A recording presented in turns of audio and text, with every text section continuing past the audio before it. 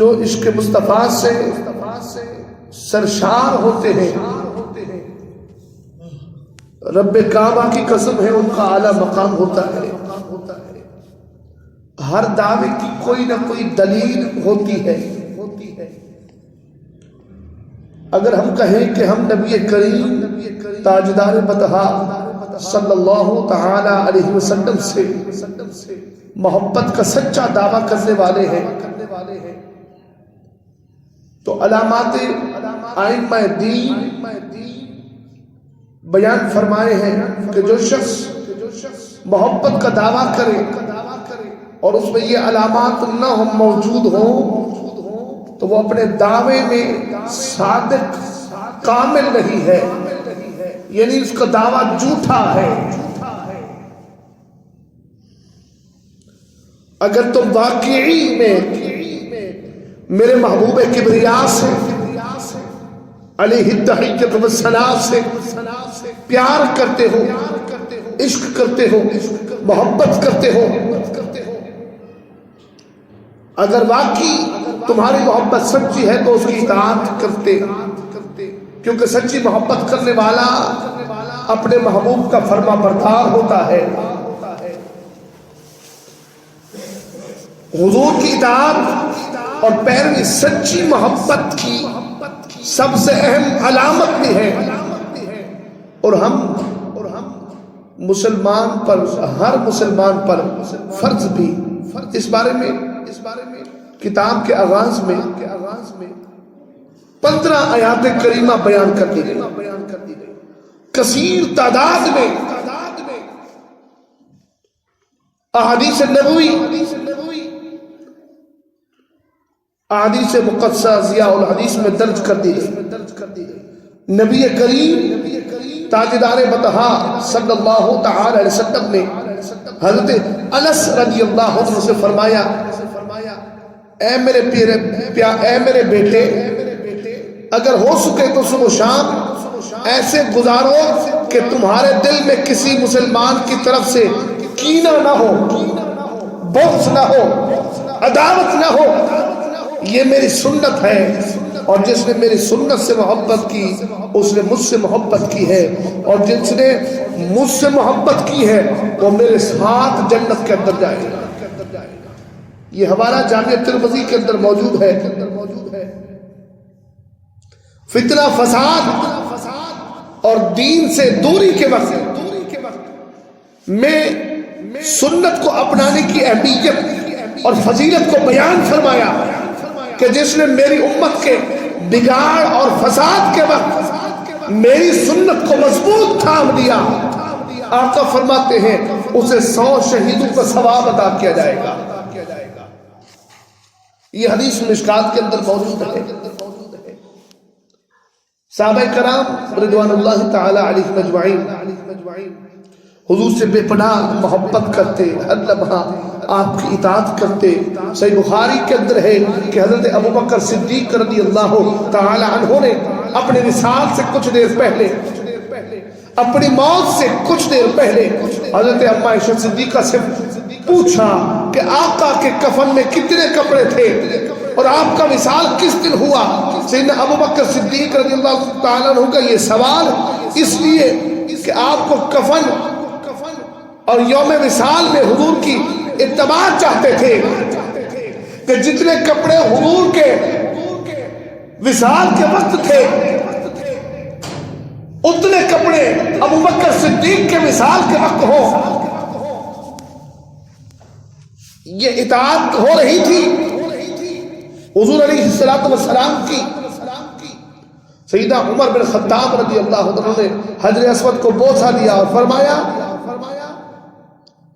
اگر میں نے آقا و مولا کو تجھے بوسہ دیتے ہوئے نہ دیکھا ہوتا تو خدا کی ہر قسم میں تجھے ہرگز بوسہ نہ دیتا۔ اے حجر اسود کہ تجھے چومتا اس لیے ہوں کہ میرے نبی نے تجھے چوما ہے، میرے آقا نے تمہیں چوما ہے اس لیے چوم رہا ہوں۔ اچھا حجر اسود میں بڑے کمال کا پتھر ہے، بڑے کمال کا جنتی پتھر ہے، جو حاج کرنے جاتے حاجی صاحبان اس حجر اسود کو چومتے ہیں۔ ہوتا کیا ہے؟ چومتے وہ ہیں وہ گناہوں کو کھینچ لیتا ہے۔ مولا کمال ہے تو پتھر بے جان ہے، ہم نے ہمارے سامنے تو بے جان ہے نا، ہے تو پتھر، کمال کیسے آ گیا؟ فرمایا کمال کیوں نہ آتا، اور جس پتھر کو محبوب چوم لے وہ میرے محبوب کے گناہوں کے اندر کام آ جاتا ہے۔ وہی پتھر محبوب کے غلاموں کی بخشش کا ذریعہ بن جاتا ہے، تو حجر اسود کو چومنے والے اپنے گناہوں کی توبہ کر کے آ جاتے ہیں۔ صرف پتھر ہے، بے جان پتھر ہے، کمال کیسے ہوا؟ کہا جی نبی نے چوما ہے، اور کمال یہ ہے کہ آقا نے چوم لیا ہے تو یہ کمال ہے۔ تو مجھے بتاؤ جس حسن و حسین کو آقا خود چومتے رہتے ہو، ان کا مقام کیا ہوگا، ان کی عظمت کیا ہوگی؟ حضرت ابن عمر رضی اللہ عنہ، آپ دیکھیے، آپ اپنی اونٹنی کہ ایک مکان کے گرد پھر رہے تھے، صحابہ کرام نے پوچھا، فرمایا میں حضور علیہ الصلوۃ والسلام کو ایسا کرتے دیکھتا اس لیے میں نے بھی ایسا کیا ہے۔ حضرت عمر کہتے ہیں کہ میں نے حضور کو ایسا کرتے دیکھا ہے تو میں بھی ایسا کر رہا ہوں، سنت مصطفیٰ کی پیروی کر رہا ہوں۔ اور مسند امام احمد بن حنبل کے اندر حدیث موجود ہے کہ جمعے کے دن آقا دو جہاں سرور کائنات صلی اللہ تعالی علیہ وسلم منبر پر جلوہ افروز ہوتے، تو آپ نے فرمایا بیٹھ جاؤ۔ حضرت ابن مسعود مسجد میں داخل ہو رہے تھے، آپ مسجد کے دروازے ہی میں بیٹھ گئے تھے کہ کہیں ایسا نہ ہو کہ مجھ سے نافرمانی ہو جائے حضور کی، کہ حضور نے جو کہہ دیا ہے بیٹھ جاؤ، میں جس مقام پر تھا وہی بیٹھ گیا تاکہ سنت مصطفیٰ کا ثواب مل جائے۔ آقا مولا تاجدار بطحا کریم صلی اللہ علیہ وسلم نے ایک صحابی کی انگلی میں سونے کی انگوٹھی دیکھی تو نکال کر پھینک دی اور فرمایا کہ تم پسند کرتے ہو کہ آگ کے انگارے تمہارے ہاتھوں میں ہو؟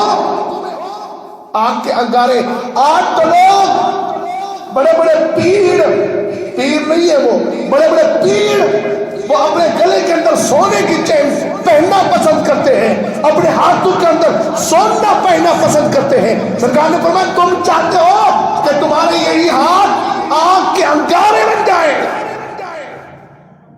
آپ نے وہ انگوٹھی کھینچ کر پھینکا۔ آپ کے جانے کے بعد میں کسی ایک نے ان صحابی سے کہا کہ تم انگوٹھی اٹھا لو اور یہ بیچ کر رقم لو، رقم کما لو۔ انہوں نے فرمایا اللہ کی قسم، اور جس چیز کو مصطفیٰ نے پھینک دیا ہے میں نہیں اٹھا سکتا ہے۔ یہ محبت تھی حضور سے، یہ عشق تھا حضور سے، کہ جس کو حضور نے پھینک دیا ہے میں کیسے اٹھا لوں؟ حضور کی سنتوں کی پیروی صحابہ کرام رضوان اللہ تعالی علیہم اجمعین نے ہمیں کر کے دکھائی ہے، اور کس طریقے سے کی ہے یہ بھی بتایا ہے۔ حضرت عبداللہ ابن مغل رضی اللہ عنہ کا کم عمر بھتیجا حذف کھیل رہا تھا، اسی کھیل میں انگوٹھی پر کنکری رکھ کر انگلی سے نشانے پر پھینکتے ہیں۔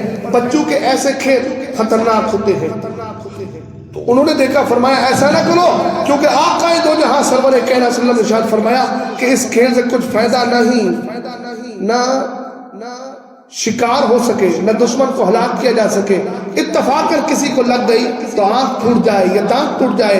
ان کے بھتیجے نے توجہ نہ دی اور پھر کھیلنے لگے۔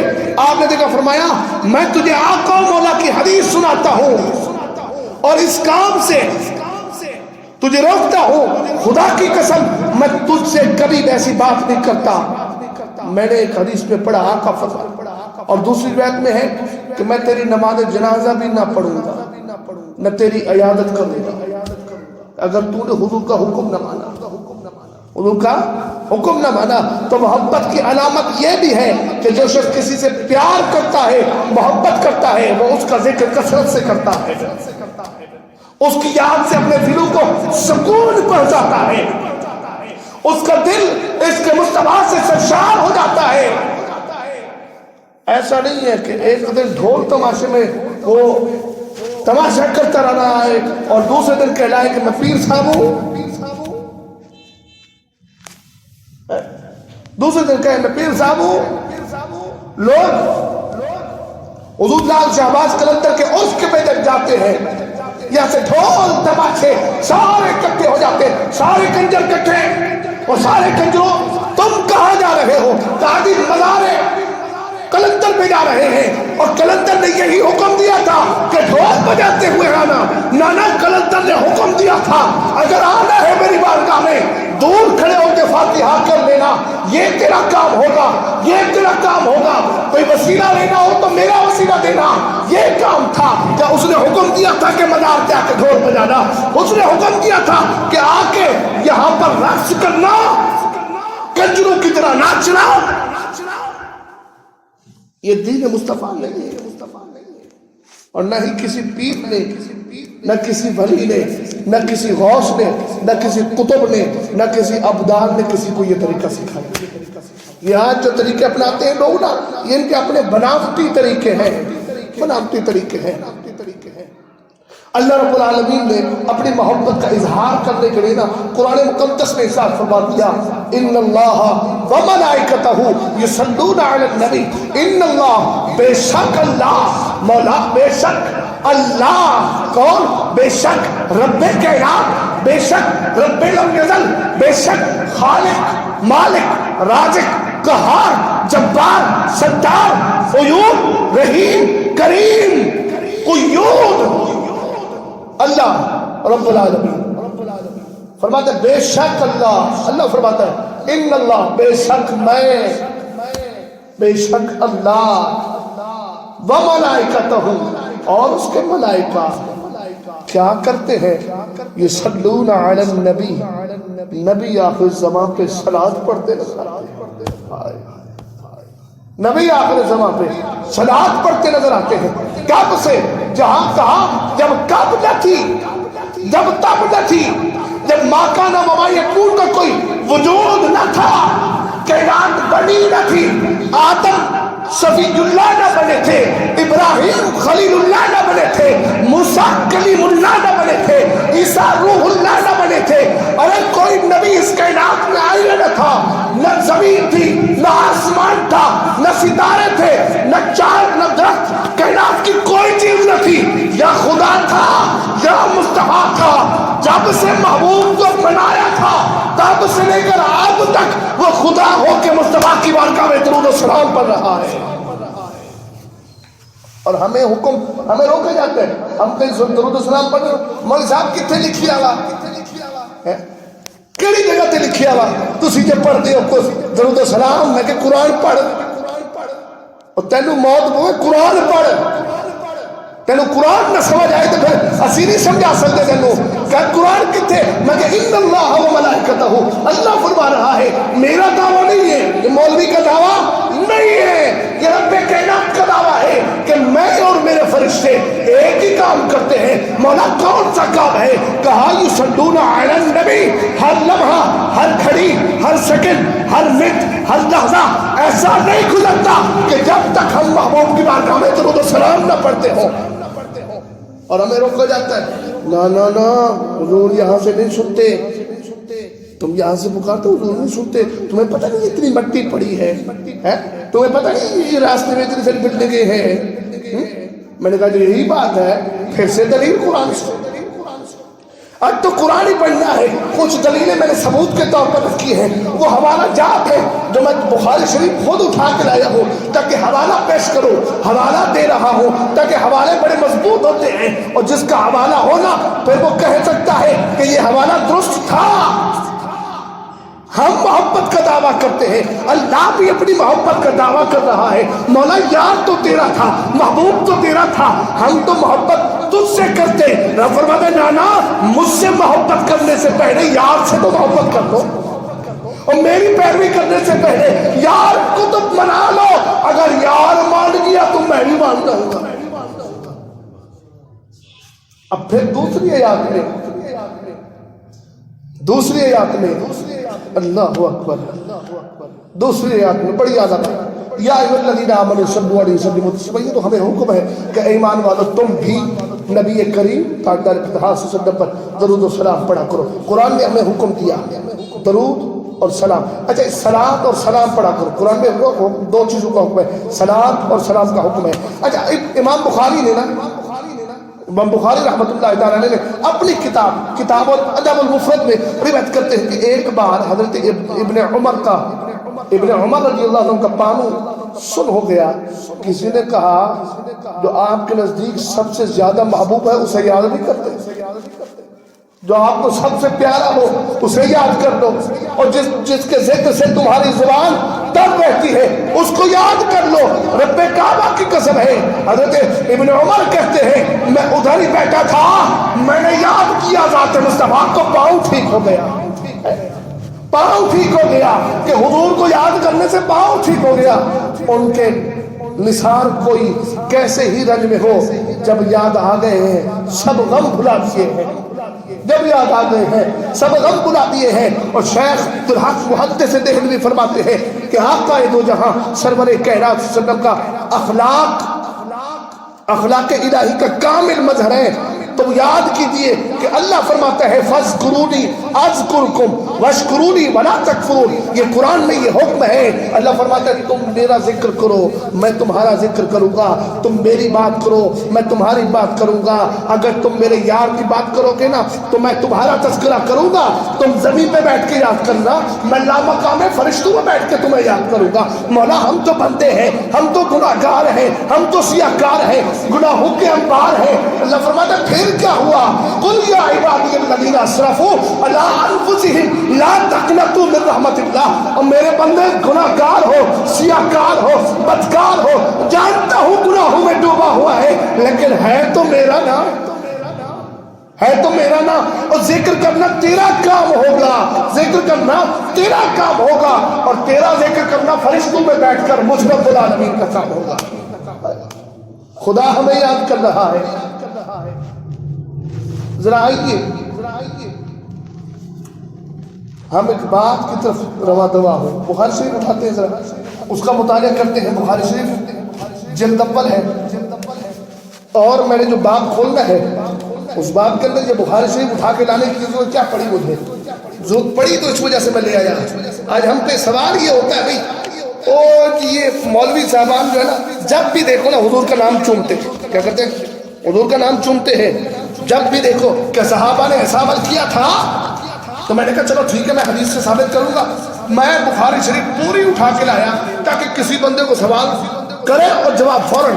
میں یہ سوال پہلے اس پہ لکھے ہیں, بخاری شریف سے لکھے ہیں, تاکہ میں اس کا جواب دیتا چلوں. پہلا سوال امام بخاری نے کتاب الوضو کے اندر, کتاب الوضو کے اندر, اچھا اس کے راوی صلح حدیبیہ کے مقام پر اس چیز کو بیان